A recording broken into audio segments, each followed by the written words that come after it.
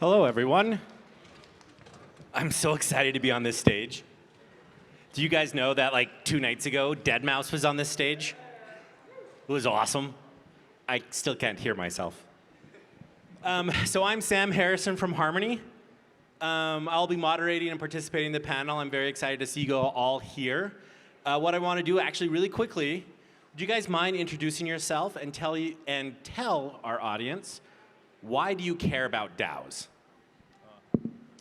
Hey, I'm John. I'm one of the co-founders of SZNS. We're a platform for people to deploy NFT DAOs and collectively own NFTs, currently on Ethereum. I care about DAOs because I think it is one of the ways that people are empowered to actually contribute to organizations in a codified approach with tokens that create unique incentive structures. Happy to be here and talk about SZNS and why governance sucks. Hey everyone, my name is Eric. I've been a long-time contributor to the DAO space. Started late 2018, 2019 when there was just one DAO around and you literally knew everybody in the DAO space. And currently helping Rarible DAO decentralize their efforts. And yeah, I like DAOs because we need better coordination mechanisms to make this planet a better place and a more human place.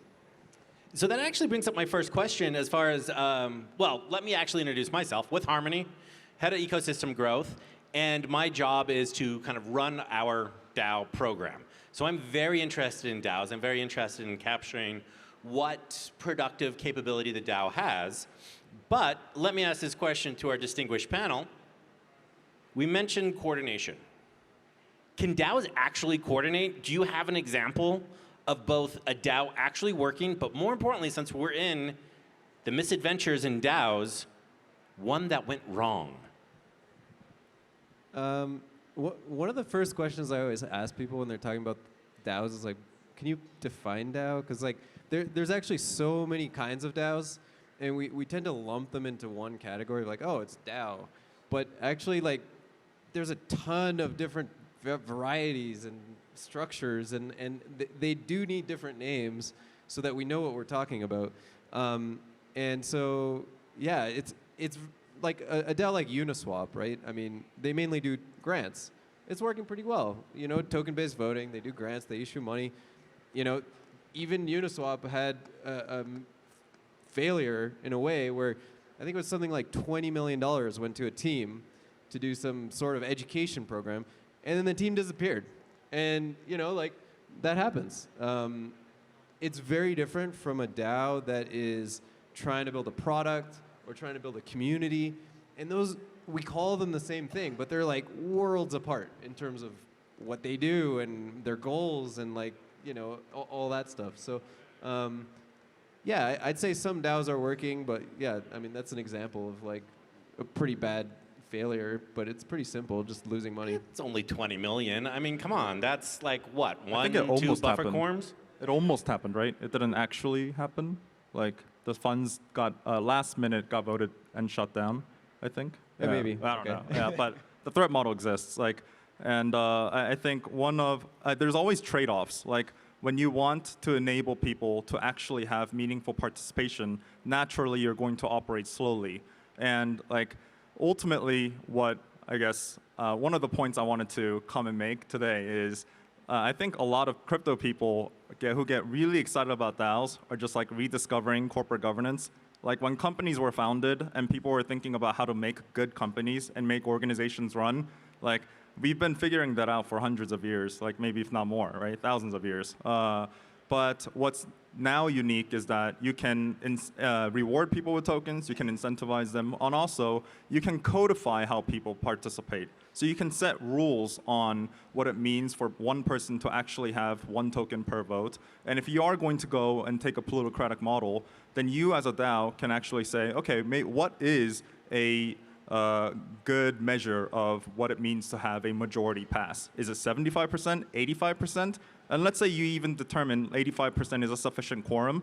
Is that good enough? Like, there's already problems about like majority voting that we've already experienced in traditional political structures, and DAOs are nothing new.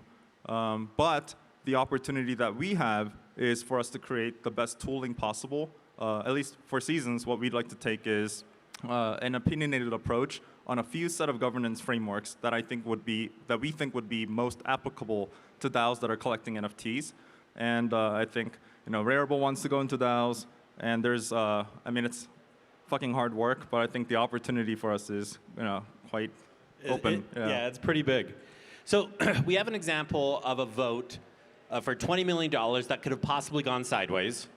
And we have an example of voting that we don't know if that actually reflects what we are trying to accomplish with a DAO. One of the things you mentioned, which I thought was interesting, was that these decentralized autonomous organizations tend to move a little bit slowly. Can DAOs support the pace of crypto?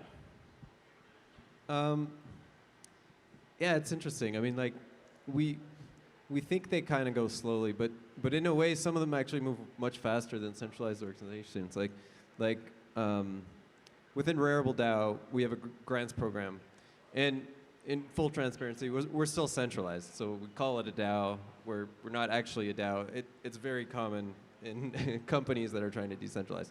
So currently, the granting process gets funneled, and it's a very centralized point where like decision has to be made by a small group of people, and it's slow. Like, people tend to kick things down the road. Oh, I'm going to review that next week, and proposals just keep moving on, and we have a backlog, right?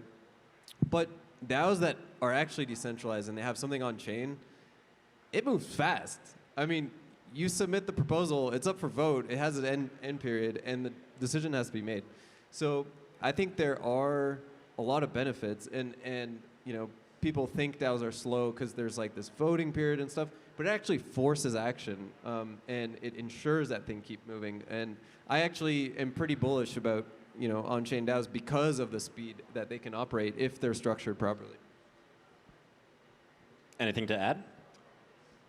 Yeah, I think there is, in one sense, I think you can kind of argue about, let's say you have an organization and the leaders kind of make the most important decisions, which is kind of like what happens today with a lot of orgs, where the company or the leaders are on a whatever, 3 of 5 multi-sig or something like that, right? But you also have big protocols like Compound that actually have and operate on a real protocol-based governance. They use Governance Bravo, and they have, in order to actually make upgrades to the contract, it needs to go through a formal kind of governance process that they've set. And last time when they got hacked, it took them a week to upgrade the protocol, right? Because it needed to go through a formal proposal. But I think to Eric's point, yeah, because DAOs aren't necessarily tied to some of the, I would say, operational BS that maybe traditional companies have to deal with, we can operate very quickly. Yeah. One of the aspects that is more challenging is consensus building in the community. So that takes a lot of hard work. And in a centralized organization, you have the people at the top setting the vision, and people tend to just follow it, right?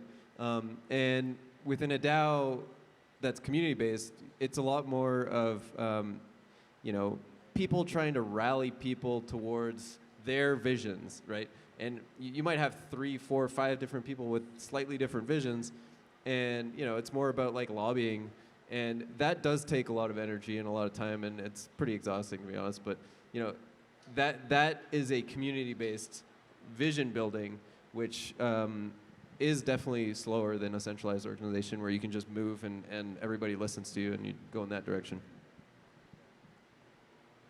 So since we are talking about misadventures in DAOs, some of the things that I've seen in Harmony DAOs and in many other DAOs, and this is actually true from everything from a group project in school to very, very sophisticated, work teams at the office, that sometimes there are people who just want to ride on your coattails. What have you seen in DAOs where people are just trying to leech off of the productivity of other people, and how do we combat that? How do we cut the dead wood to make it sleeker, slimmer, more effective? I guess, yeah. I think it's okay. Like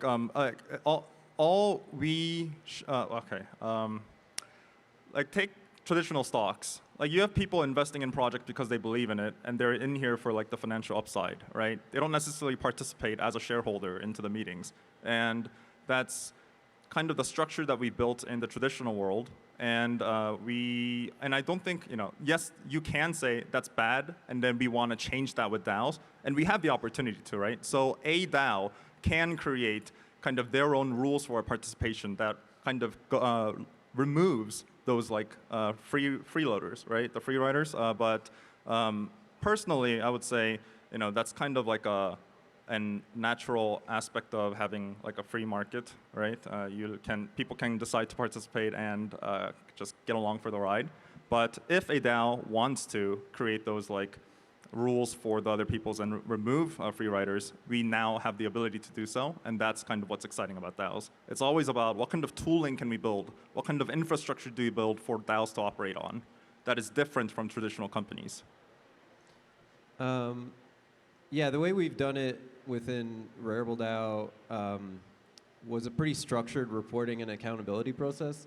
So teams and people would request funding to operate pretty independently, but then everybody, regardless of if you're a person asking for funding or team or project, would be on this reporting cycle. And if they don't report and they're not held accountable, then they don't get more money. So there's definitely the opportunity of like free riders trying to get some money, but it won't last very long because if you bake in strong accountability tools, then it ensures that people who are adding value are going to keep getting paid. So this is interesting. People who are adding value will continue to get paid. One of the things that I've experienced in the various different DAOs is a problem of burnout, where you get a couple of people who are very, very enthusiastic about the mission of the DAO. They work, they build, but then they feel like they're the only ones in the room. And so they're just like, fine, throwing up their hands, I rage quit, I'm out. How systemic is this problem of burnout, and how do we combat it? I mean, yeah, DAOs are very noisy. Trying to like herd cats towards your specific vision is exhausting. I'd much rather be a dictator and just be like, yo, we're going this direction, and people just like agree. They agree or they get beheaded. That's how that works. Yeah. So 100%, it's real. I think people get pretty exhausted working in the DAO space. Especially, I see people working for like 3-4 DAOs, and I have no idea because I work for like mainly one, right? And it takes all my energy. Building DAOs are very hard. So yeah, I think it's a tough problem. I think there are like groups springing up specifically focused on how to create a culture around mental health and like doing this sustainably, because I think it's going to be it's a rampant problem. People get super passionate about these things and they just like charge, and then they burn out and get tired, and then yeah. Yeah, and you burn through. What do you think? I'm burnt out.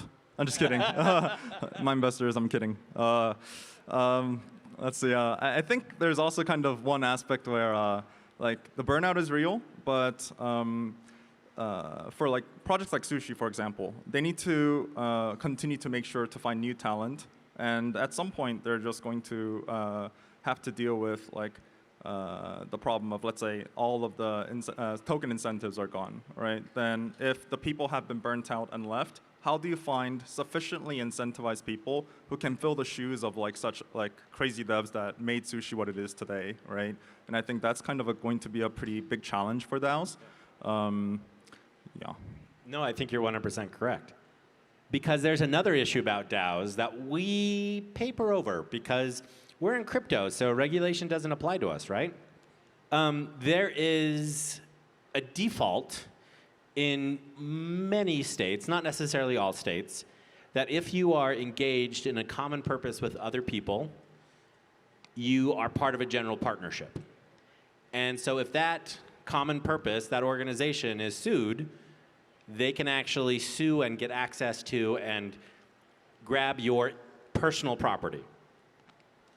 Why would we want to do that? Well, That sounds fucked up. actually, like a lot of DAOs, surprising number of DAOs have legal structures kind of behind the scenes. Some of them you don't even know about. It's not even public. But the whole general partnership thing, actually, I feel like my thinking around this has changed over the last like month even, and part of me is just like, you know what? Let's just wait and see till it happens, because it hasn't happened yet. The whole general partnership, oh, you can sue anyone for. I'm willing to take the risk personally. I'm like, you know, I just want to build a cool DAO, a world-changing DAO that's good for humanity, and you know, yeah. So that's one of the risks. Is like we brush up against the law. We're a general partnership, but I'm personally interested in seeing if we can test those boundaries. No, I think that's a good point. Then the follow-up point. We've talked a lot about fractionalizing NFTs. We've talked a lot about sushi swap and incentives. We've talked about Rarible. A lot of the DAOs that actually work are DAOs that to become involved, you have to buy yourself in. For lack of a better term, you have to put skin in the game. But if we consider the promise of DAOs, this idea that anybody can join one, this idea that you can find your passion in a DAO and contribute to it, how does that work if you have to buy your way in? Well, if we take the premise that DAOs are just another type of organizations that use token-based, structures, then I don't think passion alone entitles you to a position in the DAO. Like, if I'm we want to hire the best qualified people, right? Just because you're a passionate person doesn't mean you get to join the company. And I think it's okay for DAOs to be like that. And again, it's just about what does this individual DAO enable for its participants. One DAO can say it's open for everybody, right? So if I may do a shameless plug, just yesterday we launched something called the Trash DAO on our platform, where if you go to trashdao.xyz, if you have shitty NFTs, you can deposit it into the trash album, and you get 69 trash tokens. And that's the only way you get the trash tokens. Why not 420 trash tokens? So the first Genesis piece was the 420, but after that, Crypto, it's right? just You know the 69, meme. Yeah. But then I guess it's kind of like an experiment for us, because a lot of projects come out and they're like, hey, we're a DAO, but here's 20% to the team, 50% to the ecosystem, right? And then it's kind of just like very top-down heavy. We wanted to kind of create an experiment for people to maybe just start engaging by joining Trash DAO and using our governance framework to start participating as a DAO. And like, I guess, very transparently, our governance framework that we provide for the DAOs has like quite a bit of limitations that we're working on. But right now we support a simple token holder voting where we're a wrapper around like a Gnosis Safe and the SafeSnap module and reality.eth, so that people can create proposals on Snapshot, gets voted on, and it has execution on chain. And we think that's kind of like a very proper way to launch a DAO rather than going on a very trusted model. And to be transparent, right now our Trash DAO can only accept 5 contracts from like the biggest marketplaces like Rarible and stuff like that. But soon, hopefully, we're going to support like 5,000 plus contracts on OpenSea. We ran into an issue, and then yeah. Gas fees? No. So we pulled a list of contracts from OpenSea, and like a lot of the contracts, they say they're 721 compliant, but it actually doesn't follow the spec. So it messed up with our backend. OpenSea, your APIs are great. Yeah, but we would love to be able to pull more. Yeah, we can. Yeah. So we're trying to talk about the misadventures. Talking about DAOs that have failed. What is your number one cautionary tale about a DAO that has failed? For reference, as you think about it, the early .com bubble and burst. You had Pets.com. You had, what was the other one? Web TV or something like that. Massive investments into these projects. Billions of dollars of valuation. Nothing. What's your example of a cautionary tale that says, hey, maybe we need to be very careful when we think about doing a DAO? I would say avoid DAOs that aren't DAOs. I mean, I don't know what the percentages are, but vast majority of DAOs today are not DAOs. Yeah, if you want to be part of the movement, be part of a real DAO. But that's really hard, you know. Like I really empathize with new people coming into the space because there's very little information and it's hard to differentiate like what's a DAO that they can actually trust. That's one area I was thinking would be really nice to have regulation around, to like actually like, yes, you're a certified DAO. Even if a DAO was to certify, you know, we need some sort of mechanism to basically help people differentiate, you know, what's a DAO and what's not a DAO, like a Tinder app or something. You just swipe or a blue check. Yeah, blue check. Who got rugged by Anubis DAO? Ooh, Anubis DAO, anybody? No? Okay, yeah. So that DAO got a lot of hype, and then one person controlled the address to the DAO, so he, you know, rugged them and ran away with the money. So, you know, I think maybe that's to Eric's point. Maybe that's not a DAO, right? But people kept calling it a DAO, right? So I think it's we need to start generating some educated consensus about what makes a DAO.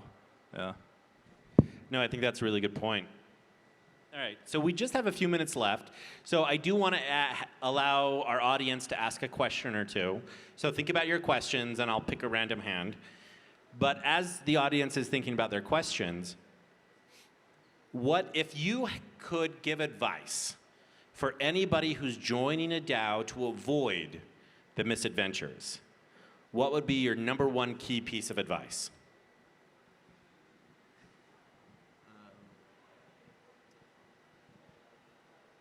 That's a tough one. And if you say don't, that's not an answer. Get familiar with the DAO tools. You know, Moloch DAOs and, you know, Aragon DAOs and SnapSafe and whatever it is.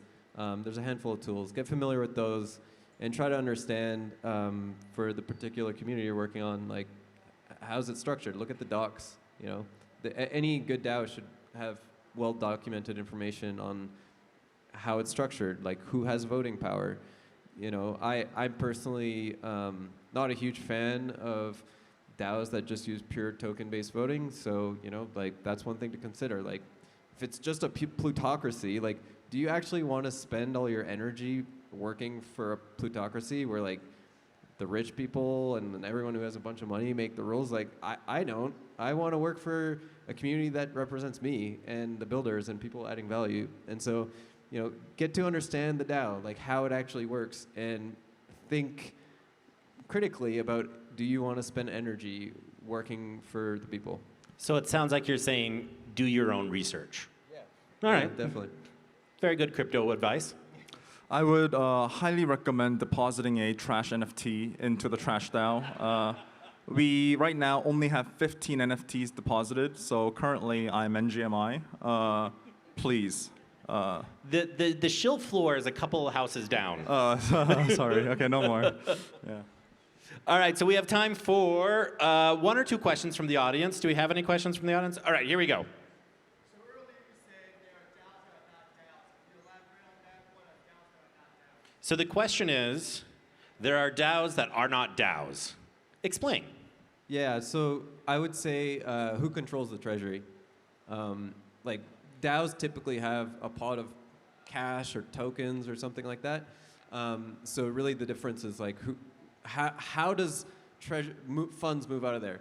So if it's based on a voting process and it's on chain, then I would consider that a DAO.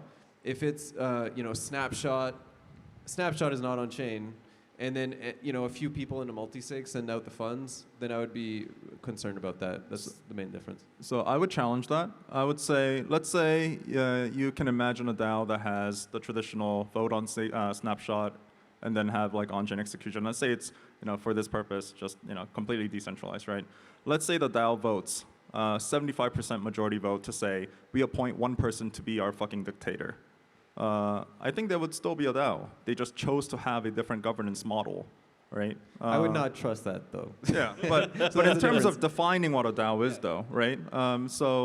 I think it's, but actually no, but again, this is just kind of like an argument, right? One person can then come to me and say, well, the idea of a DAO is that it's a decentralized autonomous organization. When you appoint a complete leader, maybe you no longer become a DAO, right?